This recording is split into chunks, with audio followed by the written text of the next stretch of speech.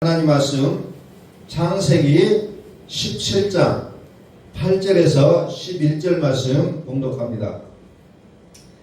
창세기 17장 8절에서 11절.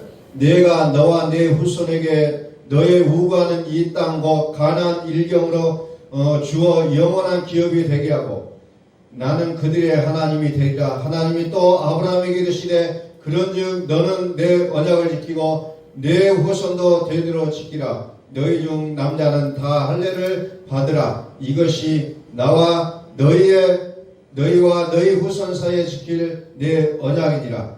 너희는 양피를 베어라. 이것이 나와 너희 사이의 언약의 표징이니라. 아멘. 선포합니다. 하나님은 살아계십니다. 우리나라의 유명한 강사의 어떤 강의를 조금 들어봤는데 이런 얘기를 하더라고요.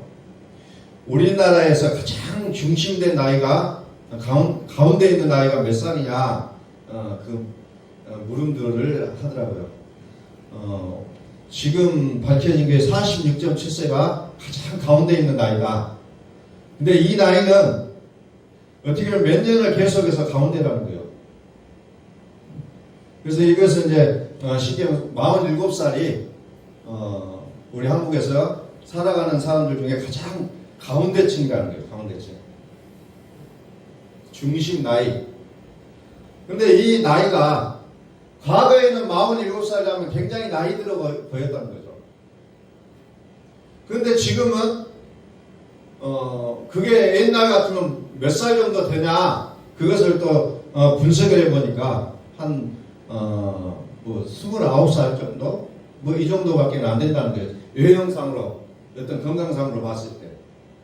그러니까 지금 47살, 50살, 때로는 60살이 넘어도 젊게 보이는 사람들이 요즘은 굉장히 많잖아요. 그래서 이제, 그러면서 우리가 보통 나이가 60 되면 은퇴를 하잖아요. 어떤 것이든지 간에 다 은퇴를 하게 돼 있어요. 그러면은 은퇴가 돼버리면 여전히 젊게 느껴짐에도 불구하고 노년으로서의 삶을 살아가게 된다는 거예요. 이런 얘기들을 하면서 그러면은 과거에는 47살이 29살 정도의 나이에 해당됐는데 그러면 우리는 어떻게 해야 되냐? 그냥 순식간에 지나가는 세월을 그냥 무의미하게 그렇게 우리가 나이가 들어가야 되느냐 하는 부분들을 쭉 이야기하면서 이제 노년층에서 60세가 되면서부터의 그 비전을 쭉 설명을 하고 있는 그런 내용들이었어요. 그러면서 30년 전에는 29살인데 지금 47살과 과거의 29살의 그 갭을 보면은 18년 정도의 차이가 난다는 거예요. 그래서 이제 지금 우리가 젊게 살아갈 수 있는 방법이 뭐냐는 거예요. 도대체 사회적으로는 자꾸 나이가 먹었으니까 은퇴하라 그런 상황 속에서 나는 어떻게 그것을 처신을 해야 될 것인가 라는 부분들을 쭉 이야기를 하더라고요. 그분은 이제 지금 나이가 61세더라고요. 그래서 그분은 이와 같은 것을 계산하고 냉장고에다가 41세라고 딱 붙여놔요. 18세를 빼서 41세를 붙여놓고 나는 41세다. 그러면서 지금부터 대학원을 공부하고 있어요. 그리고 대학원이 끝나면 미국을 유학을 가겠다는 거예요. 이제 그 나이에 맞춰서 산다는 거예요. 본인 나름대로. 오늘 우리도 18세는 어떻게 보면 계산하기가 좀 어려우니까 20세 정도로 해서 20세로 내 나이에서 20세를 빼서 내 나이를 거기에 맞춰놓고 이제 무엇을 해요? 자기 이치를 잡으라는 거예요. 그렇지 않으면은 이제 100세도 살게 되고 120세도 살게 되는 이 현실 앞에서 나는 그냥 준비 없이 늙어간다는 겁니다. 그래서 나의 이치를 이제 조정을 하라는 거예요. 내가 지금 60세가 아니라 40세다. 나의 그 이치를 좀 수정을 해서 지금부터 내가 준비해서 내가 120세까지 살 수 있는 그 길을 만들어 가자는 그런 얘기를 하는데 좀 마음속에서 좀 동의가 되더라고요. 그냥 자연적인 내 나이만을 생각하고 내가 내일 모레 은퇴한다 그러면 내가 무엇을 할 것인가 아무것도 할 일이 없다 이렇게 하지 말고 지금 다시 20년 정도를 조정을 해서 이제 노년을 좀 준비하면서 살아가야 된다. 근데 그분이 하는 말이 41살 때 실질적으로 자기 41살 때는 애기 키우죠. 집도 없었죠. 막 복잡했다는 거예요. 그러나 지금의 41살에는 집도 있고 아이들도 안 키우고 너무너무 행복하다는 거예요. 그러니까 우리가 어떻게 생각하느냐에 따라 그 인생을 효과적으로 바꿔놓을 수가 있다는 겁니다. 우리가 지난 시간에 내 언약을 지키라 했어요. 내 언약을 지키라. 그러면서 내 언약을 지키라 하면서 이스라엘 백성들에게 상징적으로 보여준 게 뭐예요? 할례를 행하라는 겁니다. 할례를 행하라. 할례는 뭐예요? 할례. 하나님과 이스라엘의 특별한 관계의 표시에 이게 그냥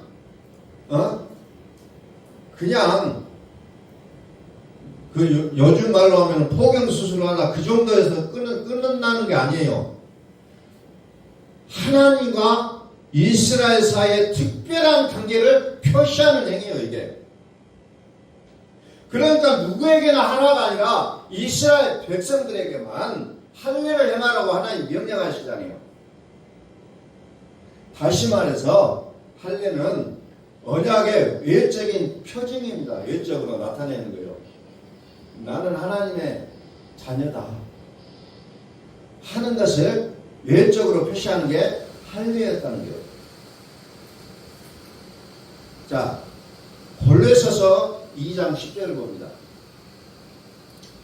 골로새서 2장 10절 11절 너희도 그 안에서 충만하였으니 그는 모든 정사와 권세의 머리시라. 또 그 안에서 너희가 손으로 하지 아니한 할례를 받았으니자. 아브라함이 하나님 앞에 명령을 받았을 때 할례를 받으라 했을 때는 내 육의 몸에다가 할례를 했어요. 손으로. 그런데 골로새서도 뭐라고요? 너희가 손으로 하지 아니한 할례를 받았다. 다시 말해서 육적 몸을 벗는 것이다. 이것이 뭐냐? 그리스도의 할례다. 이렇게 이제 신약에서는 다시 정리를 해주는 거예요. 육체적 할례를 뛰어넘어서 마음의 할례를 하라는 겁니다. 마음의 할례를 하라. 그리스도는 육적 몸을 벗게 하는 할례라는 겁니다. 그리스도를 가지라는 거예요. 그리스도는 어떤 분이에요? 그리스도는 심판가. 심판이야, 심판.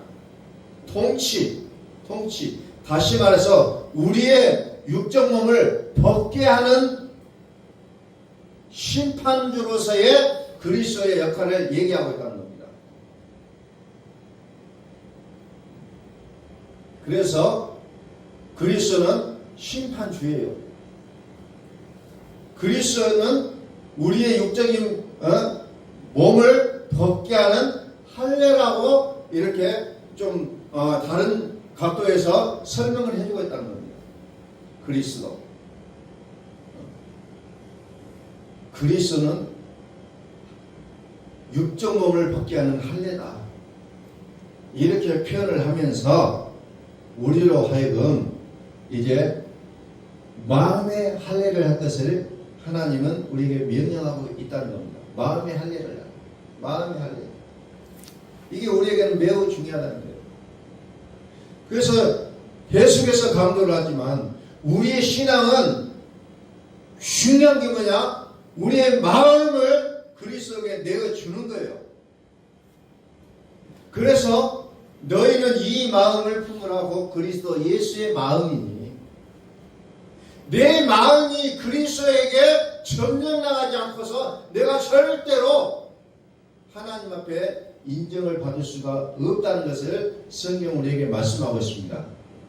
그래서 성경은 뭐라고 하냐면은 히브리서 4장 10절에 보니까 또 이렇게 표현합니다. 그의 안식에 들어간 자는 하나님이 자기 일을 쉬신 것 같이 자기 일을 쉬느니라 그러면서 이제 로마서 4장에서는 일을 아니할지라도 경건치 아니한 자를 의롭다 하신 일을 믿는 자들의 그의 믿음을 의로 여기시라니. 그의 믿음을, 나를 의롭다게 하셨다는 것을 믿는 자가 복이 있다는 거예요. 그런데 많은 사람들이 이 믿음을 가지려고 하는 것이 아니라 내가 무엇을 행함을 통해서 하나님 앞에 의롭다함을 해낼 수 있을 것인가를 많은 사람들이 연구한다는 겁니다.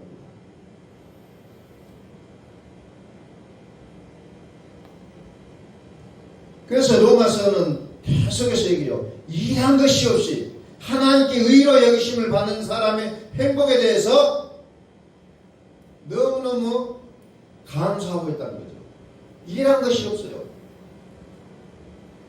일한 것이 없다는 것은 다른 얘기 아니에요. 이것은 종교일이에요. 종교. 경건한 일, 기도, 전도하고 뭐 선한 일을 하고 막 이런 것들을 하지 않았음에도 불구하고 하나님은 나를 의롭게 여기셨다는, 이게 복음이라는 겁니다.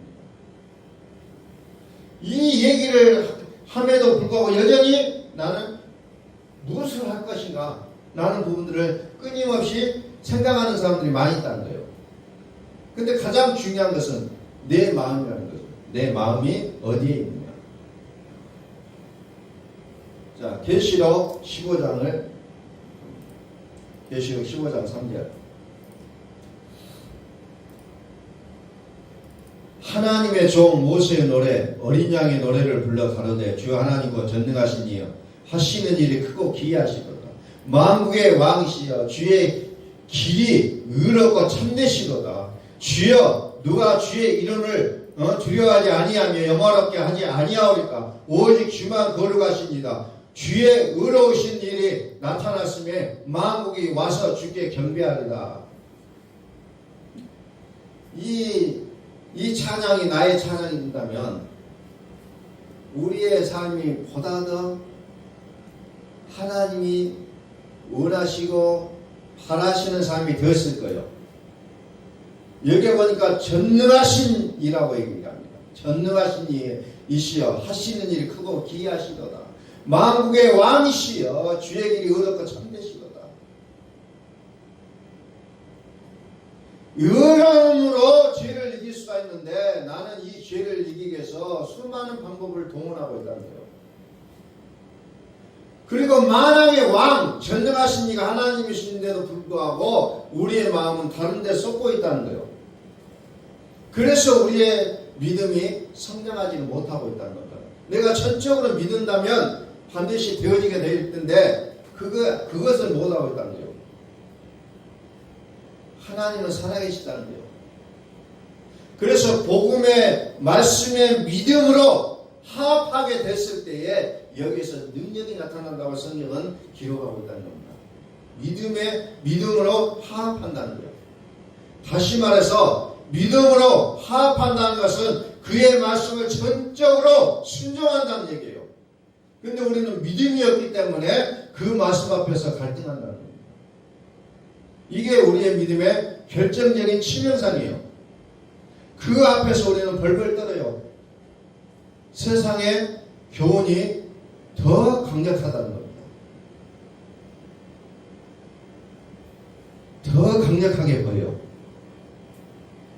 하나님의 말씀은 살아있고 운동력이 있어 좌우에 낯선 어떤 검보다도 예리하여 혼과 영과 및 간절과 골수를 찔러 쪼개기까지 하며 마음의 생각과 뜻을 감찰하신다고 성경은 기록하는데 이것이 나와는 상관이 없기 때문에 우리는 말씀 앞에 들어가지는 못하게 되어 있다는 거죠.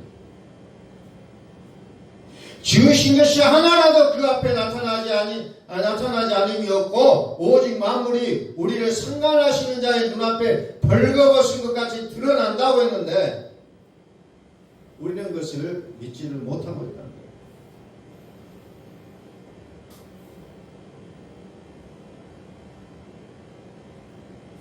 지으신 것이 하나라도 그 앞에 나타나지 않음이 없고 오직 만물이 우리를 상관하시는 자의 눈앞에 벌거벗음같이 드러난다고 했어요. 이게 살아계신 하나님의 말씀이라는 겁니다. 복음의 말씀이에요. 살아계시다는 거예요. 새새토록 하나님의 살아있는 말씀을 우리가 받게 될 때 넷째 날 햇빛과 달빛의 믿음으로는 열심히 신앙생활을 하다가도 다섯째 날, 여섯째 날을 보십시오. 그러나 그 햇빛과 달빛도 결국은 이제 다 사라지게 되겠다는 겁니다. 그런데 우리는 그 넷째 날의 햇빛과 달빛을 최고의 것으로 여기며 살아가고 있는 우리의 모습들을 발견하게 되겠다는 겁니다. 결국은 그것도 필요 없게 된다고 요한계시록에 보면은 나오고 있잖아요. 결국은 필요 없어요. 그러니까 우리의 실험은 혈과 육이 아니라 영의 세계라는 것을 사도 바울은 우리에게 얘기하고 있는 겁니다. 욥도 마찬가지요. 그렇게 욥이 의롭게 살았고 완전한 자라고 평을 받았지만 결국은 그 선을 이제 송두리째 회개하고 있잖아요. 그래서 이제 그 성에 들어가니 햇빛과 달빛도 쓸데없고 오직 어린 양과 전능하신 이와 어린 양밖에 필요 없다는 것을 성경은 말씀하고 있습니다. 하나님의 말씀은 살았고 운동력이 있어 좌우에 낯선 어떤 것보다 예리하여 혼과 영감이 관절과 구슬을 찔러 쪼갠다는 겁니다. 우리도 말씀 앞에 가서 내 마음과 생각을 쪼개야 된다는 거예요. 말씀으로. 그거 하지 않으면 우리의 믿음은 절대로 커나갈 수가 없다는 겁니다. 전능하신 하나님 앞에 내가 설 때에 세상에 어렵고 힘든 모든 일들이 내 앞에서 사라지게 되어 있다는 거예요. 그런데 우리는 그런 단계를 거치지 않고 뭔가 그냥 마술처럼 되어지기를 우리는 선호하고 있다는 거예요. 그래서 우리는 매일 기도하는 사람들 보면 그것을 바라보고 있는 거예요. 사실상 마술처럼 짠하고 나의 삶이 바뀌기를 바란다는 겁니다. 그러나 하나님은 그렇게는 하시지 않는다는 거예요. 말씀 앞에 서기를 바라신다는 겁니다.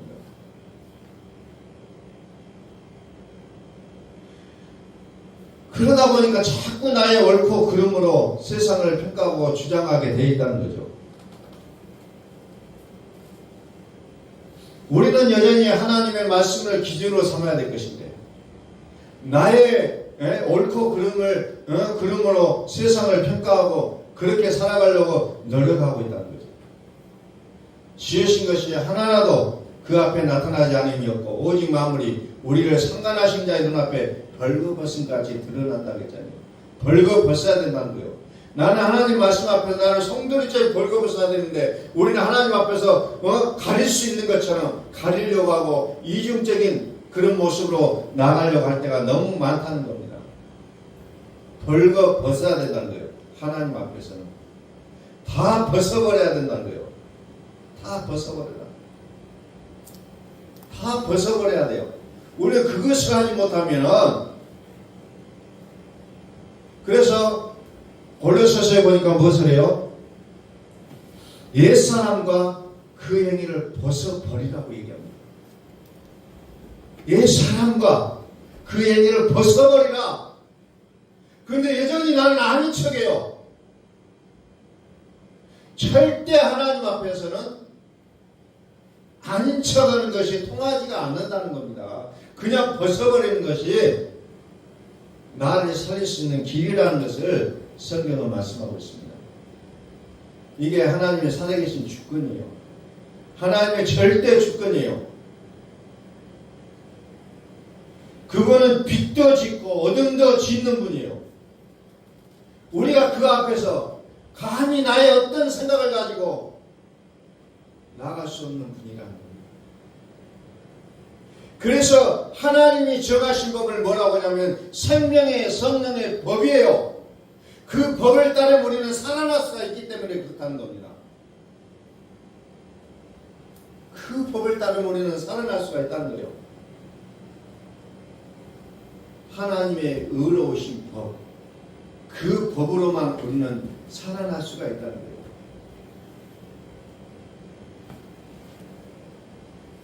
그래서 성경은 뭘 얘기합니까? 흰옷을 입으라. 요한계시록에서 흰옷을 입으라. 그 흰옷은 뭐냐? 성도들의 옳은 행실이다. 성도들의 이 옳은 행실은 또 더 구체적으로 들어가 보면 뭐냐? 말이라는 거예요. 말. 이 거룩한 옷은 우리의 말이라는 거예요.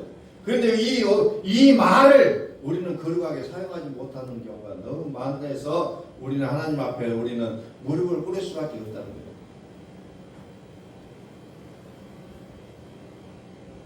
계시 읽어보면 철저히 그 말 한마디 한마디를 완전히 잘게 일일이 다 측량한다는 겁니다. 측량한다. 그래서 그 기격에 맞으면 통과하는 거예요. 그래서 이제 하나님의 살아계심을 믿을 때에 우리의 입에 재갈을 물려야 된다는 거예요. 우리의 입에. 자, 히브리서 4장 1절 봅니다.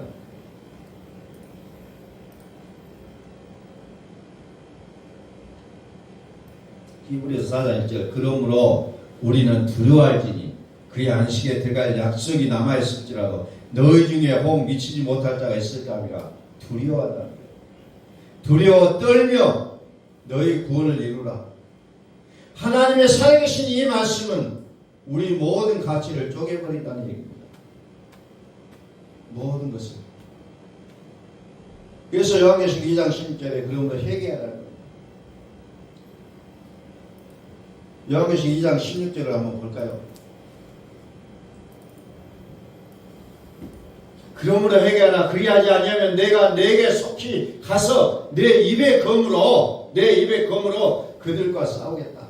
내 입의 검으로. 하나님의 말씀을 살았고 좌우에 날선 검 같고 날선 검 같고 또 요한계시록 19장 19절에 또 보니까 뭐야?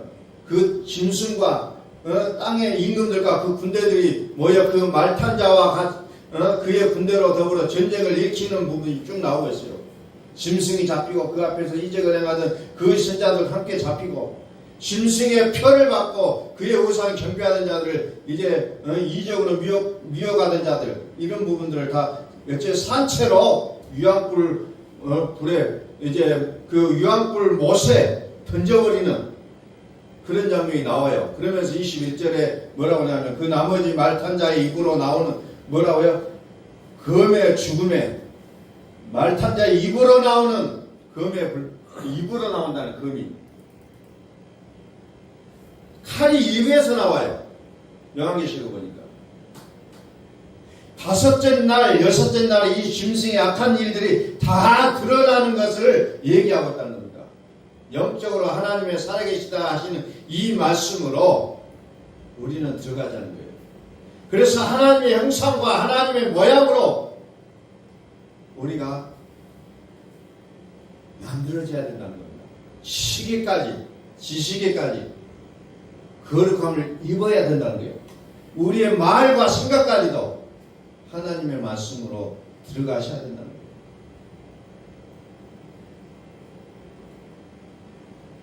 그래서 성경은 끊임없이 우리에게 영생을 얘기하고 있어요. 영생을 알게 하게 하여 성경을 기록했다는 거예요. 그래서 그 영생이 뭐냐? 요한복음 3장 36절에 보니까 아들을 믿는 자는 영생이 있다는 거예요. 아들을 믿는 자. 영생. 아들의 영생이에요. 그럼 그 영생의 그 복음의 말씀을 합해야 된다는 거예요. 그 순종이라는 단어가 그래서 나오는 거예요. 말씀에 합하지 않으면 순종하지 아니하면 영생은 있지만 가졌지만 영생은 어때요? 뭔가가 그렇다는 거예요. 그래서 하나님의 살아있는 말씀 안으로 우리로 하여금 들어오기를 하나님은 원하신다. 이 말씀을 지키는 자들, 이 말씀을 지키는 자들 복이 있도다. 이 말씀을 지키는 자들이 복이 있도다.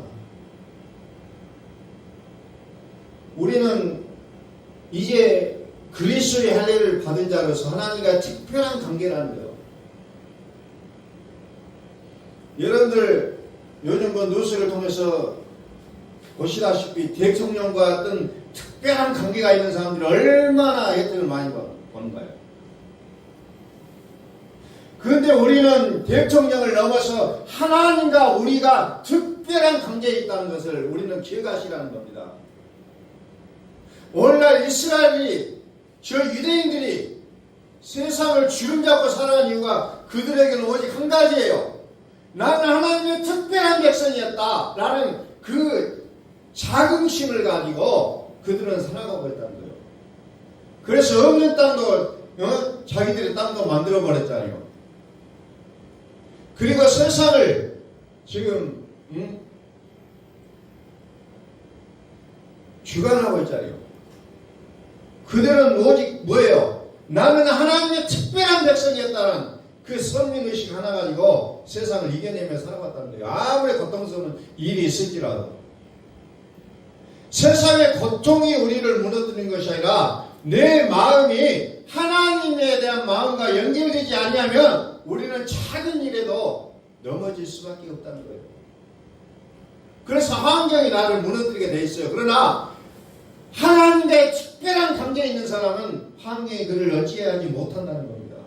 만물이 그를 어떻게 할 수가 없어요. 오히려 만물이 그의 앞에 가서 순종하며 복종하고 모든 만물이 탄식하며 양자가 올 것을 기다린다고 했잖아요. 심지어 천사도 하나님의 자녀를 섬기라고 보냈다는 거 했잖아요. 섬기라고. 이제 우리는 이 세상을 살아가면서 힘들고 어려운 일을 만날지라도 우리는 그것 때문에 내 마음을 빼앗기지 말고 오직 살아계신 하나님의 말씀 앞에 우리 자신을 내어놓는 거룩한 우리의 모습이 되어지기를 예수 그리스도의 이름으로 축복합니다. 이게 우리에게 필요하다는 거예요. 이 시대에 어떻게 우리가 세상을 이겨나갈 수가 있느냐? 경제적으로 혼돈스럽고 내게 대한 미래가 불투명하고 답답하고 견딜 수 없는 그런 상황이 있을지라도 하나님이여 나를 주관해 주십시오. 하나님이 나를 통치하여 주옵소서. 나는 하나님의 손에 붙잡히기를 원합니다. 우리는 기도하시라는 겁니다. 하나님은 만왕의 왕이시오 만주의 주시오 모든 것을 통치하시는 분이시오. 그분 앞에 우리는 그분과 특별한 관계라는 사실을 이제 다시 한번 기억하면서 온전히 살아계신 하나님과 손을 붙잡고 세상을 능히 이겨낼 수 있는 우리의 모습이 되시기를 예수 그리스도의 이름으로 선포합니다. 기도하겠습니다.